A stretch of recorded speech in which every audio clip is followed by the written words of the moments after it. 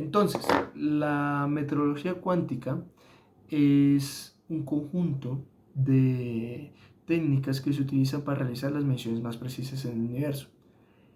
Este tipo de técnicas se aprovechan de efectos cuánticos como entrelazamiento o coherencia para llegar a límites que usualmente no se podrían llegar con métodos clásicos.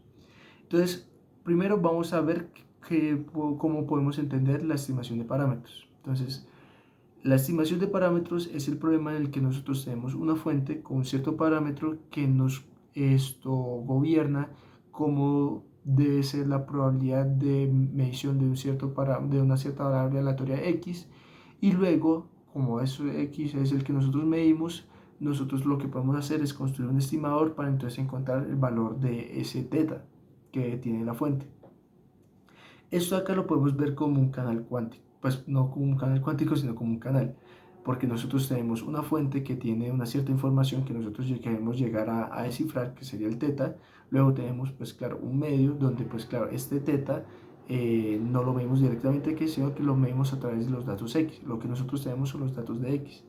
Entonces, una vez nosotros tenemos estos datos X, nosotros entonces lo que hacemos es que decodificamos estos datos X para entonces pues poder estimar cuál sería entonces el valor de teta. Entonces, a partir de esto, a partir de estos datos de X, lo que nosotros podemos hacer es construir una distribución de probabilidad sobre ese teta. Y esta distribución de probabilidad tiene unas propiedades muy interesantes. Y es que cuando nosotros realizamos n veces una medición de forma IID, lo que vamos a hacer es que vamos a hacer que la distribución de la probabilidad de teta sea asintóticamente igual a una distribución gaussiana. ¿Qué quiere decir esto? Que entre más veces nosotros realicemos un experimento, mejor vamos a tener precisión sobre el parámetro que estamos estimando. ¿Qué tanto mejor?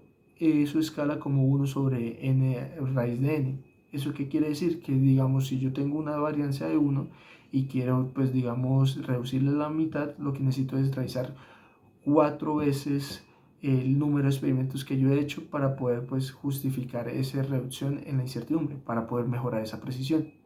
Entonces, ¿qué es lo que vamos a ver que cuánticamente pasa? Que esta cota puede ser vencida y en vez de utilizar pues mediciones clásicas o pues estrategias clásicas, utilizamos en vez de, digamos, en vez de la distribución de probabilidad de x dado teta, vamos a tener la densidad de, pues la matriz de densidad, y en vez de tener justamente la información de teta codificada en variables x, nosotros vamos a tener la información de teta codificada en estados, en estas matrices de densidad. Y luego entonces lo que vamos a hacer es, a partir de las mediciones que nosotros realizamos, pues realizando pues mediciones óptimas, poder entonces descifrar justamente cuál es el valor de teta. Entonces, ¿qué es lo que va a pasar? Que vamos a llegar a una cota un poquito menor, que sería 1 sobre n. ¿Eso qué quiere decir? Que la varianza, en vez de escalar, como lo decía el teorema del límite central, como 1 sobre raíz de n, va a escalar como 1 sobre n.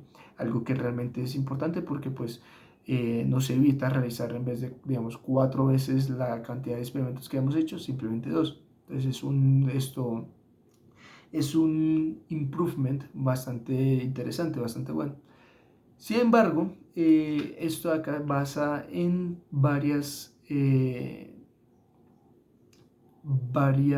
asunciones que pueden ser no tan reales. O sea, lo que está pasando acá es que pues este efecto de codificar la información de teta justamente en esta matriz de densidad es bastante sensible al ruido. Entonces, si nosotros llegamos a tener un poco de ruido, un poco de coherencia, lo que va a pasar es que vamos a perder ese límite y vamos a otra vez a llegar al límite de 1 sobre raíz de n en vez de 1 sobre n. Entonces vamos a estar perdiendo todo el trabajo que hemos tratado de realizar. Sin embargo, pues se pueden llegar a proponer varias técnicas alternativas. Digamos, una de las técnicas alternativas pues que cuentan dentro del Quantum Metrology es justamente la parte de squeezing, estados squeeze. Entonces imaginemos lo siguiente.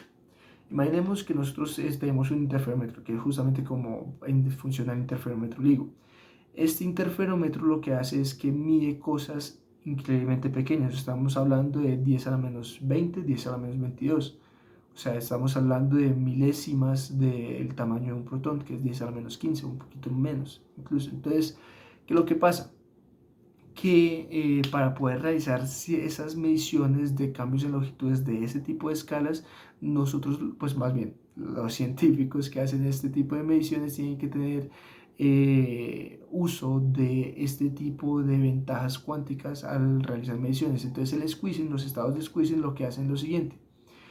Las mediciones de distancias, pues en el interferómetro se basan en dos cosas, básicamente, en la amplitud y la fase. Entonces, estas dos cosas están relacionadas y tienen una relación muy importante para justamente estimar lo que estaríamos hablando pues, de la onda gravitacional.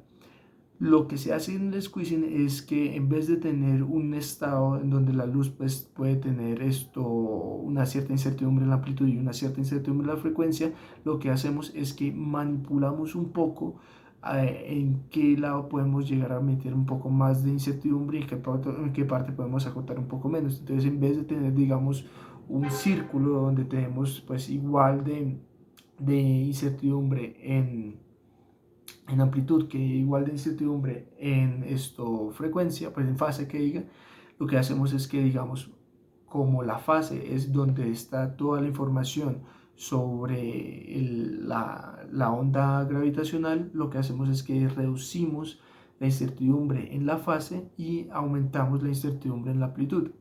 Y entonces al realizar esto, pues podemos mejorar mucho la precisión del interferómetro.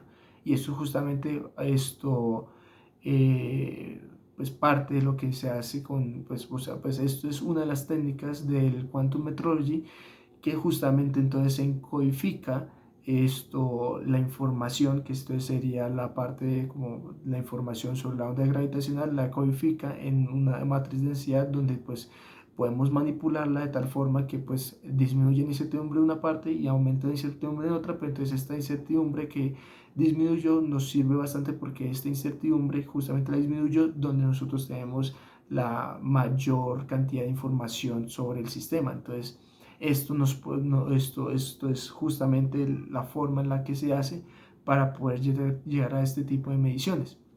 Entonces, esto de acá, pues todo esto de acá de qué tan preciso y todos estos límites se pueden ver con la información de Fisher. Entonces, clásicamente, pues según el teorema de Cramer-Rao, la varianza de pues, el cierto estimador pues, es 1 sobre la información de Fisher. Sin embargo, pues claro, la información de Fisher cuántica es mayor que la información de Fisher clásica. Esto se puede entender de la siguiente forma.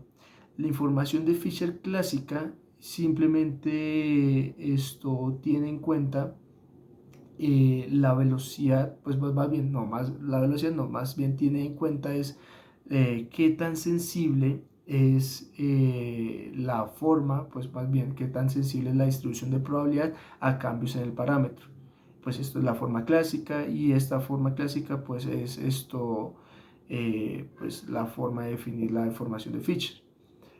Cuando nosotros pasamos a la parte de formación de Fisher cuántica, entonces lo que va a pasar es que en vez de tener una única forma de pues cambiar la distribución de probabilidad, dado pues cambios en el teta, también vamos a tener varias formas en las que nosotros podemos extraer la información de esta nueva distribución de probabilidad, que pues en vez de ser una distribución probabilidad va a ser después la matriz de densidad.